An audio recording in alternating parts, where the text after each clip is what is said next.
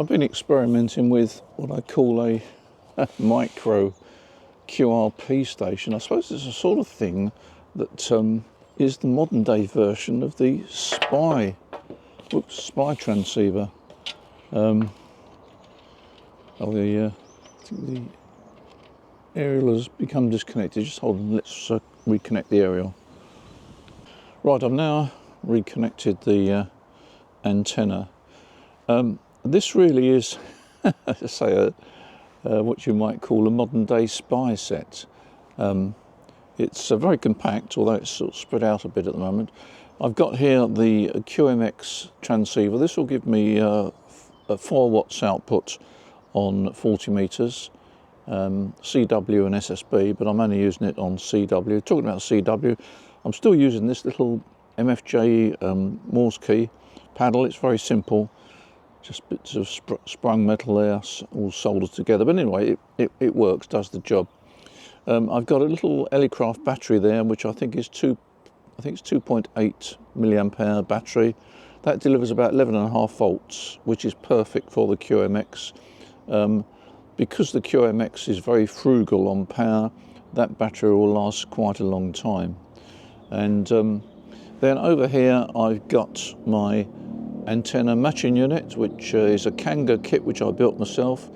This is rated at 10 watts, and this will cover 80 meters through to 10 meters. Now, the thing I like about this is, first of all, it's very compact, it's very simple, but above all, it's also very easy to set up. And I've covered this in a previous video. You've got a little bridge circuit here, and if you switch this switch over there to the tune position, the antenna meshing unit forms a part of a bridging circuit, and the missing part of the bridging circuit is the antenna. You adjust these two controls until the LED is extinguished, then you push this switch over to operate, then that disconnects the bridging circuit, and you're feeding the full power into the antenna, and that means to say that you should be roughly in the optimum position. It won't be absolute optimum, but it puts you very, very close. You can then adjust that fine tuning by looking at the transceiver. Now, the great thing about the QMX transceiver, well, there's lots of great things about it actually, but you've got a menu item there which is for VSWR adjustment. And when you go into that menu system and you press the appropriate button, it sends out a low power signal. They reduce the voltage by 50%, which equates to a power output of about a quarter. So you've got a 25% power output, low power, for adjusting the VSWR. And that's a continuous signal, which is great, because most transceivers you can't have a continuous signal unless you switch to something like AM. Anyway, the QMX will give you a continuous signal output of about 1.5, 2 watts, and that enables you to adjust the antenna matching unit to the optimum, and you'll get an indication of the VSWR display in the window. Once you've made that adjustment, you can then go back to the full operating position on the radio here, and you'll get your full 4 watts or whatever it is out. But I get 4 watts on this QMX output for 40 meters. It varies from band to band, but generally speaking, it's around about 4 watts output on CW. Now, for listening, I use these are a pair of old Apple headphones. Actually, there's just somebody called CQ on the QRP frequency, so I might go back to them in a minute. Anyway, I use a pair of these earpieces, Apple earpieces, headset, whatever you like to call it. I have actually got a speaker. Sorry, I'm just listening at the moment to a CW signal from Denmark. I might give them a call actually. Just stand by. The station appears to have disappeared. Anyway, yes, so I have got a speaker as well, and I'll show you that in a minute. Oh, one other thing that you do need, I found with this little setup, this ferrite core here. I've no idea what that ferrite ring is. I found it on the bench, but what I did find was some interaction. There's RF getting into the transceiver here, and so I needed to put that ferrite core on there in order to keep the RF out, and that cured it completely. Just a few turns around there, 3 turns actually. Right, well I broke off just there because I heard a station calling CQON3FLD floor in Belgium, and I gave him a call and he came straight back. He gave me 359, which is not bad really considering the antenna I'm using. I will show it to you in a second.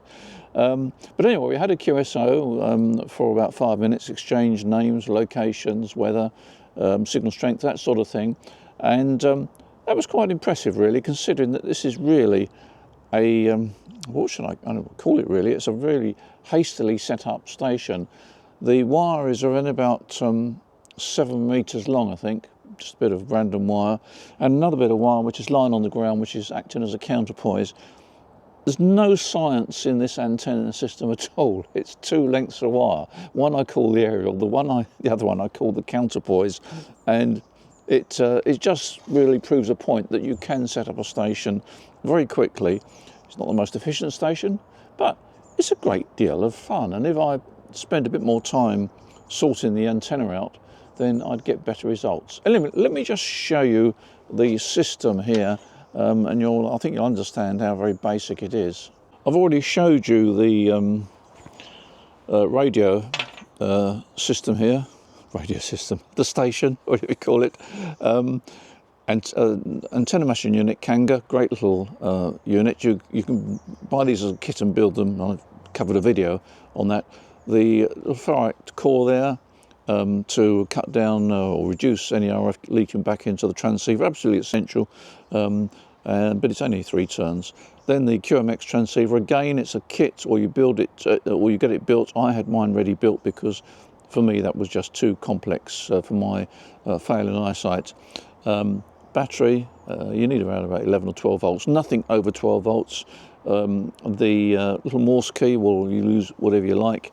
And the earpiece here, I'll show you that speaker in a second. I'll show you it actually working. And let's get up and have a look at the antenna system. The antenna system goes from the table there, it goes into the sort of tree there, which is a fig tree, which is just coming out in the bloom, and the aerial is just draped over the fence there, and it goes down to a little shrub there. It's so basic, so simple. As I say, there's nothing terribly technical about this antenna system at all, but it just shows you that you can put something together that works. Right, here's the little speaker that I got from Amazon, $8.95, rechargeable speaker. I switched it over to SSB now because you'll obviously be able to understand the signals if you can't read CW. There's a Dutch station here at the moment, I think it's a special event station. I'll just turn it up and you can hear. He's talking to a German station. The skip is all over the place at the moment. There we are. Have a nice weekend. QRP, this is Papa India 26 Whiskey Tango. The station Delta Mike 7 Oscar, question mark, over. That's pretty impressive audio. I hope you can hear it actually. Delta Mike 7 Let me put the mic near it. There we are. Okay, live, good evening, good afternoon. Your 5 and 5 name is Martin.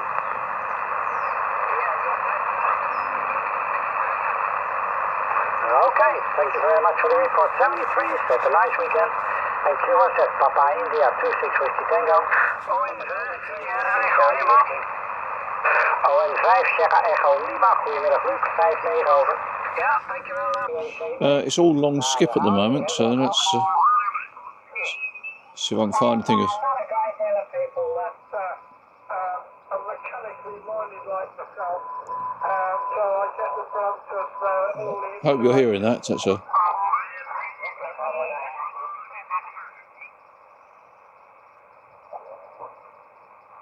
Not too much on at the moment.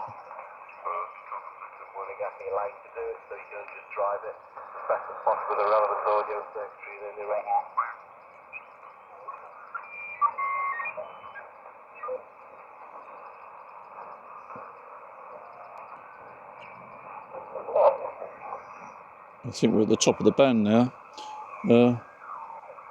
But I'm quite impressed with the receiver. It works very well.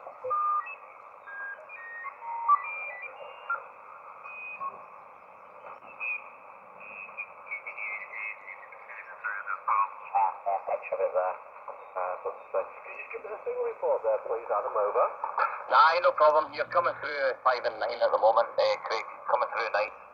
Nice 5 and 9.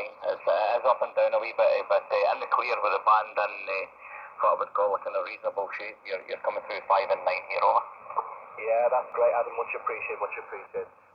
Well, I'm very impressed with this little setup. It's great fun. Unfortunately, it's just starting to spit with rain now, so I'm going to have to go in. But I've done all that I think I wanted to do to just to show you how you can set up a very, what do I say, efficient. It would be efficient if I had a decent antenna. But anyway, it's the basis of a little micro QRP station. By the way, this will operate sideband. If you operate sideband, you get the benefit of controlled envelope SSB. That means to say that your SSB signal is going to sound something like 3 dB or 3 dB and a bit stronger than it would do on a normal transceiver. This is one of the rare transceivers that uses CESSB, so it's quite advanced for its its size, and it also uses polar modulation, which means to say that the PA is very efficient, it's very frugal. The PA only ever draws current when there's actually a speech going through. If you don't speak, the PA draws no current at all. It's like a switching PA. It operates in a non-linear mode, but it doesn't. There's no distortion because of the way polar modulation works. There's some interesting articles or interesting videos on that. In fact, the RSGB did quite an interesting video on polar modulation, and I think it was in Radcom September last year, Radcom 2025. There's an interesting article about polar modulation. It's going to come into its own in the next few years. I think the likes of Yaesu and ICOM will take it on board, and we shall see the radios requiring much smaller heat sink and becoming much more efficient. Anyway, there we are. That's my Micro QRP station. Thanks for watching this rather short video. Enjoy your ham radio, take care, and if you fancy doing something like this, and if you want a QMX, by the way, transceiver, order them from QRP Labs. If you build it as a kit, you'll get it probably in a week or so. If you want it ready built, I'm afraid it's going to be several months waiting list, but there is the latest availability is on their website. The reason there's a long waiting list is because it is so popular, and it's very reasonable price, believe me. Anyway, there we are. Take care. Look forward to seeing you in the next video as usual. Bye for now.